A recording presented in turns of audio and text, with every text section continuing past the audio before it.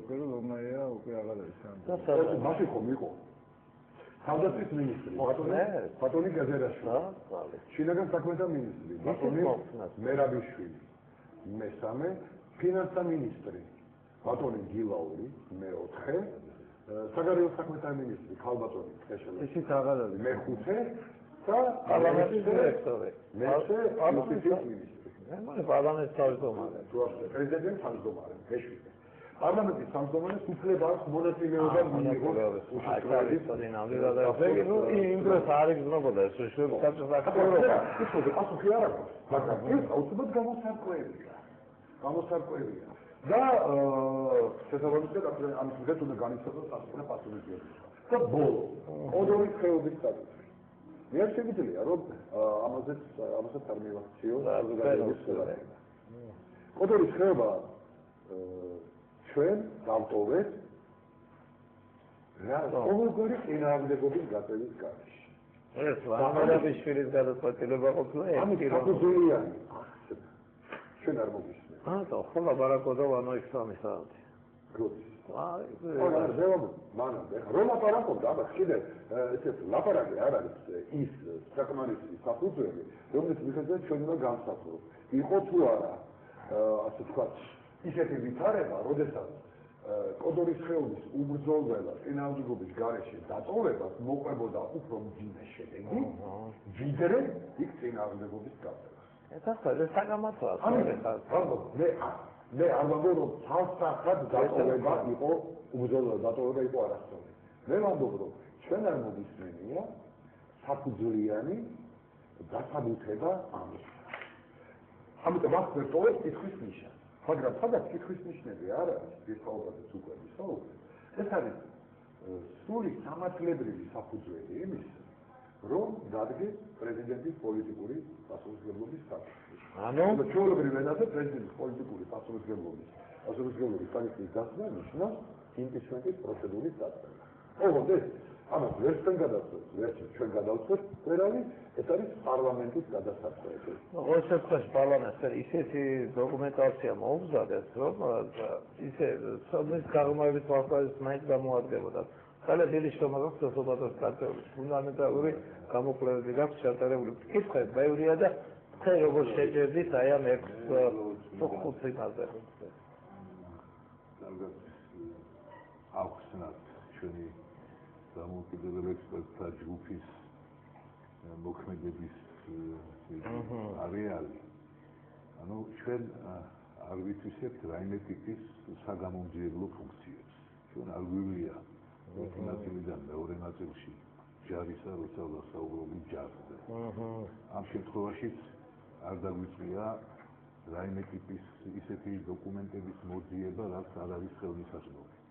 რაც ბუნებაში არ არის ან ხელმიუწვდომელია, ის პირდაპირ დოკუმენტში ასახულია, რომ ასეთი დოკუმენტი ჩვენ ვერ მოვიპოვებთ. დასკვნები კეთდება მხოლოდ იმ დოკუმენტების საფუძველზე, რაც გამოქვეყნებულია და რომელსაც ხელს აწერს საქართველოს პრეზიდენტი.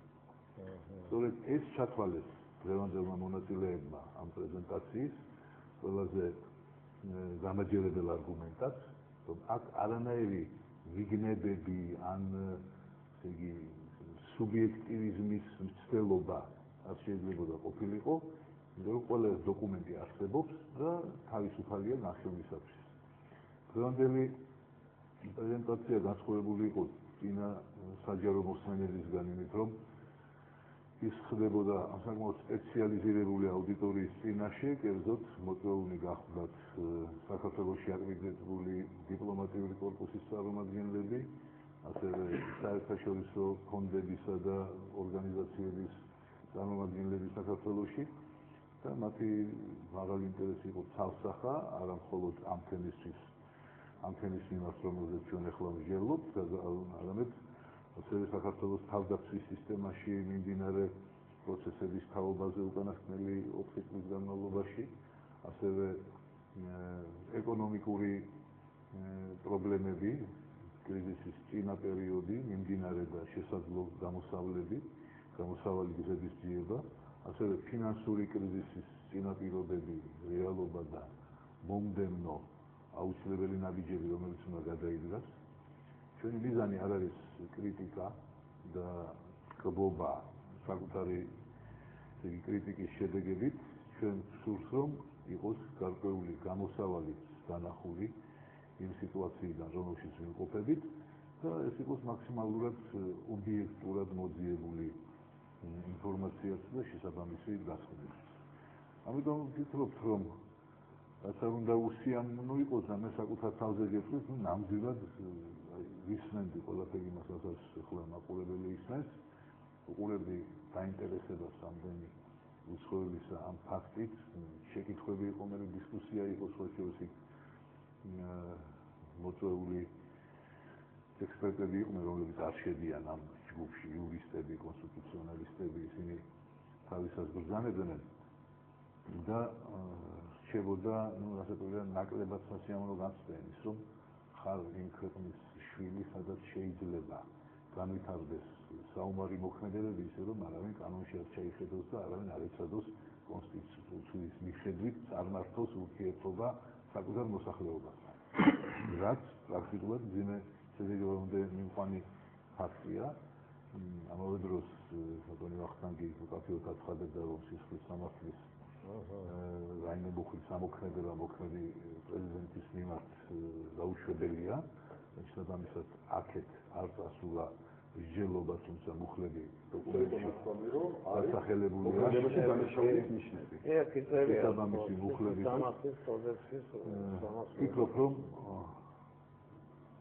ამ დოკუმენტს მოყვება კიდევ მსჯელობა ჩვენ საზოგადოებაში და ინტერესი აი საერთაშორისო მხრიდან, რომელიც თავისი წარმომადგენლობით იყვნენ წარმოდგენილნი ამ პრეზენტაციაზე, მიგანიშნებს იმაზე, რომ ესეთი არის რეალური სურვილი გასწევისა თუ რა ხდებოდა და რა მოხდა. მე შეძლები დაგვარად თვალყურს ვადევნებდი იმ კომისიის ხდომებს, რომელიც პარლამენტში საქმიანობდა დაახლოებით იგივე მიზნებით, თუმცა არ მახსოვს, რომ ერთი იურისტი მოსმენაზე და დაინტერესებული იყო ვინმე სამართლებრივი მხარით იმ პროცესებისა, რომელიც ქვეყანაში მიმდინარეობდა. ის რომ დღესაც არც ერთი საერთაშორისო ხელშეკრულების შინაარსის დოკუმენტი არ არის რატიფიცირებული და კონსტიტუციის თანახმად მას არ აქვს უფლებამოსილება საერთაშორისო ხელშეკრულების, ეს სტუდენტთა ცოდნის სფეროა და არა მაინც მაღალი კლასის სპეციალისტებისა. კარგი, გადასასწრებო, ჩვენ მაყურებელი შემოვიყვანა, ძალიან ხო რეკლამა მოყვარდა და რეკლამის შემოგავს ეს პასუხი. გისმენთ ბატონო, დიახ, ეთერში ხარ. ალო, მოგესალმებით. გამარჯობა. დავით მირესალმები თქვენს ნამდვილად უჩვიანეს თუმცა და ერთი რამე მინდა გითხრათ რა. მე მგონი ახლა რაც იმას ჩვენ ვჯევლობთ და ჩვენ გიყურებთ ყველანი, ხო? რაღაცა მოძველებულია თითქოს არ არის ეს აქტუალური. თქვენ თვითონ აღნიშნეთ, რომ იმპიჩმენტის ის არის, მაგრამ პარლამენტის გადასაწყვეტია. ჩვენ ვერაფერს ვერ ვწყვეტავთ. ერთი რამე მინდა გითხრათ, აი ახლა უყურებდი რუსთავიორს, ну რაღაცა არ ვიცი რა ქვია ამას რუსულად ჟოლტი დომია თუ რა არის ეს ვერ გავი აი ბატონო გია თქვენთან ამაკ ძალიან თუთ აი ამის ანალიზი გაგვიგეთით ერთი რა ხდება 1000 შეუცვლიათ საგარეო საქმეთა მინისტრი ხო მაგრამ არასოდეს არ ყოფილა ეს რჩების რაღაცა განცხადება და ხომ არ არის ის რომ ირაკლი ალასანიასთვის ეხლა რო თქვენ რომ აი ჩვენ მოვთხოვეთ და უნდა იმიტომ კი არ გადადგა ანუ ну თვითონ დაწერეთ აი რა ხდება სამ შეიძლება გამაგებინეთ საგარეო საქმეთა მინისტრი ჯერ კიდევ იქ არის ბელგიაში თუ სად არის და ასალე რა ჩამოსვლა მე მოხსენი ხო ახლა აქამდე არის მოლოტოვი რომ მოხდა ხაერში არა ну ახლა მოლოტოვზე გამახსენდა კიდე გუშინ ყავდათ ერთი ექსპერტი ასე ვთქვა და განიხილავდით იმას საომარ მოქმედებს და იქ სტალინი ახსენეთ და მანერგეიმი და კარგით რომ ვიზია ლაპარაკი ხო ცოტა არასერიოზულია ამ ბაზარზე ფიქრობ თავის გვერდს თქვით ბაზარს ხო და აი ბაზარზე და ნაპოლეონს ვერ არ გამოვიდა კახი დიდი მადლობა დიდი მადლობა კახის პასუხს უბრალოდ რეკლამაზე უნდა გავიდეთ საჯერ რეკლამა შეერთეთ ეთერში ვარ და ბატონი ეგება გასცეთ პასუხი ჩვენს მაყურებელს კითხვას. ძალიან მოგესალმებით.